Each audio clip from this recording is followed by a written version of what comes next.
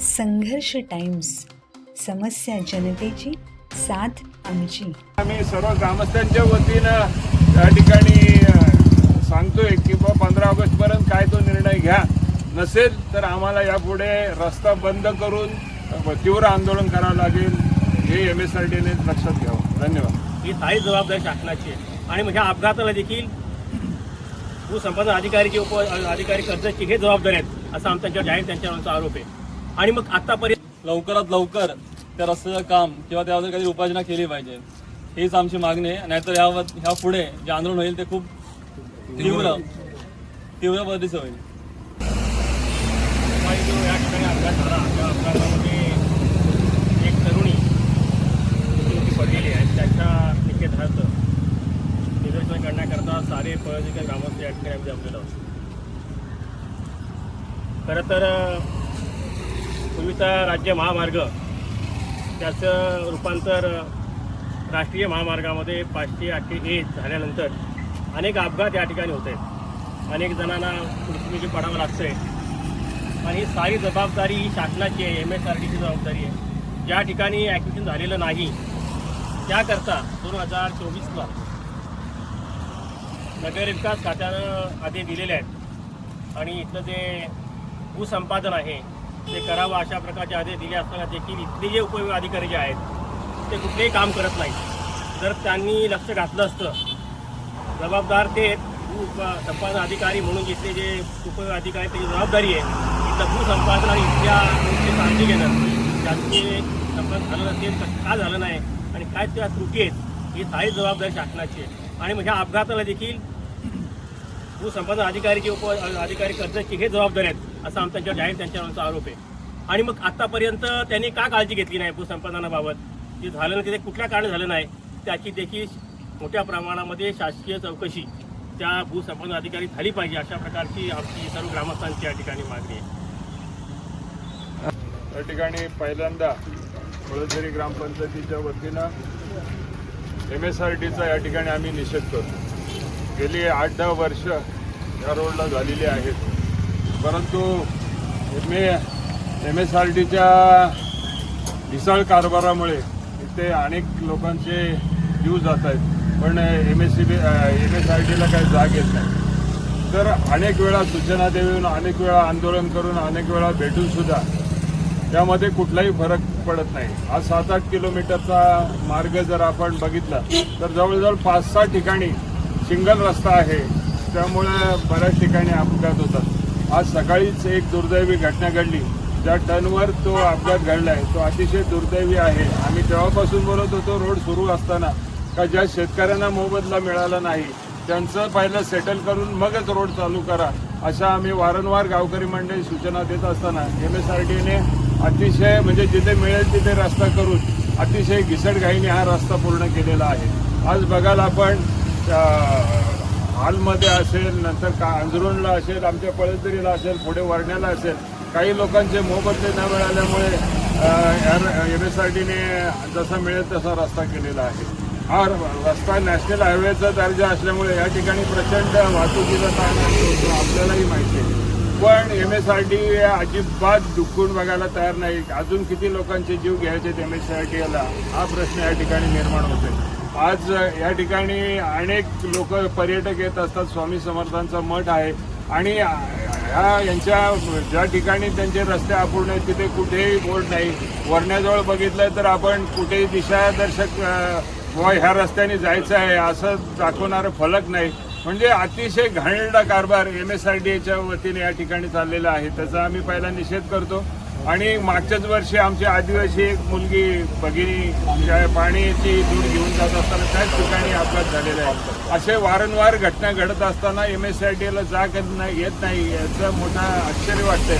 आज एक मुलाचं पूर्णपणे त्याचा अपंगत्व आल्यासारखी परिस्थिती झालेली आहे आणि एक मुलगी मयत झालेली आहे. त्याच ठिकाणी अनेक अपघात होत आहेत. त्यामुळे आम्ही आज सर्व ग्रामस्थ या ठिकाणी जमलो आणि MSRDचा या ठिकाणी आम्ही निषेध करतो, धिक्कार करतो. जर MSRDने 15 ऑगस्टच्या आत त्याचा निर्णय घेतला नाही तर आम्ही तीव्र आंदोलन करून अगदी रस्ता बंद करण्यापर्यंतची वेळ आली तरी आमची ग्रामस्थांची तयारी आहे. बरे आम्हाला काही शासनाने केलं तरी आम्ही काही त्याला घाबरत नाही. परंतु अशा घटना घडत असतील तर आम्ही करावं तरी काय, हा प्रश्न या ठिकाणी निर्माण होतोय. स्थानिक राजकीय पुढारी असतील, सगळे बघतायत, पण याच्यावर कोणी मार्ग काढायला तयार नाही असं आमचं मत आहे. तर एक शेवटचा इशारा 15 ऑगस्टपर्यंत दिशादर्शक फलक आणि ज्या रस्ते अर्धवट आहेत ते पूर्ण त्या शेतकऱ्यांशी भले तुम्ही काही सेटलमेंट करा, करोडो रुपये MSRD कडे आहेत, पण हे छोटे छोटे रस्ते आहेत ते त्यांना मोबदला देण्यासाठी त्यांच्याकडे पैसे नाहीत. अशी वस्तुस्थिती असताना जर ते रस्ते पूर्णपणे व्यवस्थित केले नाहीत आणि दिशादर्शक बोर्ड लावले नाहीत तर 15 ऑगस्ट नंतर रस्ता बंद करून तीव्र आंदोलन करण्याची मानसिकता पळसदरी ग्रामस्थांची झालेली आहे. आणि शेवटी ह्या सगळ्या प्रकाराला पळसदरी ग्रामस्थ सामोरे जातात. कुणाचा ॲक्शन झाला त्याला हॉस्पिटलला ने, ह्या सगळ्या गोष्टी का घडतायत तर ह्याला सगळ्या कारणीभूत MSRD आहे. त्याची संबंधितांनी नोंद घ्यावी, पोलीस खात्याने पण त्याचा रिपोर्ट द्यावा. अशी परिस्थिती घडल्यामुळे हे अपघात घडत आहेत. आम्हाला काय आमचे कामधंदे सोडून इथे येऊन निदर्शनं करण्याची गरज नाही, परंतु जी परिस्थिती आहे ती अतिशय गंभीर परिस्थिती आहे आणि किती लोकांचे जीव घेणार हा प्रश्न या ठिकाणी निर्माण झालेला आहे. या ठिकाणी MSRDचा निषेध करून MSRDला आम्ही सर्व ग्रामस्थांच्या वतीनं त्या ठिकाणी सांगतोय की 15 ऑगस्टपर्यंत काय तो निर्णय घ्या, नसेल तर आम्हाला यापुढे रस्ता बंद करून तीव्र आंदोलन करावं लागेल, हे MSRDने लक्षात घ्यावं. धन्यवाद. आज झालेली घटना ही खरं तर खूपच निंदनीय आहे. प्रशासनाला कधी जाग येईल हेच आम्ही वाट बघतोय. इतरही खूप अपघात झाले, परंतु आजचा अपघात हा खूप भयानक होता. म्हणजे एक तरुण मुलीचा यामुळे जीव गेला आहे. तसेच मठातर्फे या अगोदरही काही उपाययोजना करण्यात आल्या. ज्या ठिकाणी अपघात झाला आहे त्या ठिकाणी बऱ्याच उपाययोजना करण्यात आल्या, बॅरिकेडिंग वगैरे सर्व केलं, पण ती तात्पुरती उपाययोजना आहे. याबद्दल प्रशासनाने जागे होऊन त्यावर एक काहीतरी कायमस्वरूपी त्यावर सोल्युशन आणलं पाहिजे. आणि त्याबरोबरच आज जो अपघात झाला तेव्हा ग्रामस्थांच्या मदतीने तसेच आता आपली मठामध्ये जी रुग्णवाहिका उपलब्ध करून दिली त्यामुळे खरं तर ते एका मुलाचा त्यामुळे जीव वाचला. तर आता आपण त्या मुलीला वाचवू शकलो नाही, ते दुर्भाग्यच. परंतु प्रशासनाने जागं व्हायला यासाठी आणि लवकरात लवकर त्या रस्त्याचं काम किंवा त्यावर काहीतरी उपाययोजना केली पाहिजे, हीच आमची मागणी आहे. नाहीतर ह्या पुढे जे आंदोलन होईल ते खूप तीव्र पद्धतीचं होईल. असा अपघात झालेला आहे. ही जागा आमच्या गावातील एक चंद्रकांतजी शिंदे हे ग्रामस्थ आहेत, त्यांच्या मालकीची जागा आहे. त्या जागेचा रोडमध्ये कुठे उल्लेख नाही. खरं तर वारंवार MSRDC आम्हाला असं सांगते की नाही तुमचा ॲक्सिडेंट झालेच नाही, तुमची जागा रोडमध्ये गेलेलीच नाही आणि सातबारात उपलब्ध नाही, नकाशा देखील नाही. मग आम्ही चौकशी केली, गाव नकाशा उपलब्ध केला तर गाव नकाशामध्ये हा सर्व नंबरच नाही. मग गाव नकाशा सर्व नंबर काय कारण घडलं तर आम्ही त्यांना 10 वेळा भेटलो असेल. अलिबागला देखील ह्या ठिकाणी पत्र दिलेलं आहे आम्ही त्यांना स्पष्ट की पूर्वी जे कागदी नकाशे होते ते नकाशे दुरुस्ती केल्यानंतर कागदी नकाशा आल्यानंतर कापडी नकाशाचे कागदी नकाशे झाले, नकाशामध्ये हा सर्व नंबर नमूद करा. कुठे होता नेमका ते नकाशा शोधा ना तुम्ही आणि करा.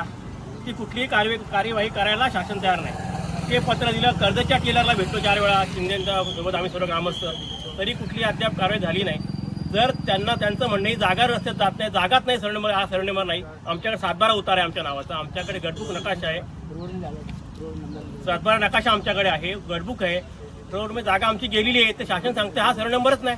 मग 7-12 शासनाचा 7-12 आहे ना, आणि गडबुक शासनाचाच आहे, तुमचा 7-12 आहे, तुमचाच नकाशा आहे. तरी जर तुम्ही दाखवत नसाल गाव नकाशा तो सर्व नंबर नसेल तर किती मोठी शासनाची निष्काळजीपणा आहे हे यातून दिसून येते. आणि त्यांच्या चुकीमुळे सारे घटना घडते त्या.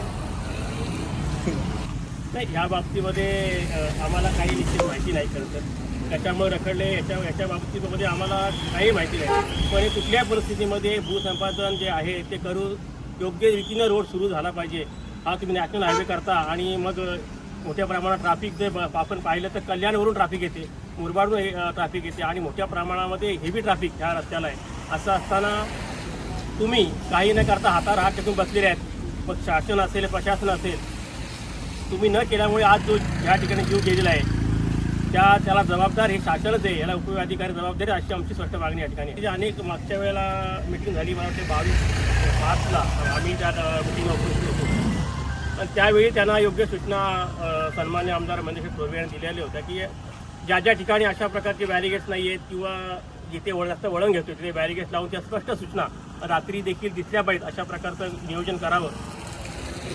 आणि ह्या आजच्या अपघाताचं कारण जर रोडला जे फळक पाहिजेत किंवा कुठे रस्ता रुंद होते कुठे अरुंद होते रस्ता कुठून गाडी वळते ह्याकरता जे स्पष्ट निर्देश दिले पाहिजेत अशा प्रकारचे कुठलेही बोर्ड MSRDCने या ठिकाणी लावले नाहीत. MSRDCचे अधिकारी सारे झोपलेले आहेत. त्यांच्या चुकीमुळं आज ह्या अपघातामध्ये तरुणी बळी गेलेली. ह्याच्यापूर्वी देखील अनेक अपघात झाले आहेत. त्याच्यात देखील अनेक तरुण या ठिकाणी मृत्युमुखी झालेले आहेत. त्यांच्यावर गुन्हा दाखल झाला पाहिजे MSRDCच्या अधिकाऱ्यांच्यावर अशा प्रकारची आमची मागणी आहे.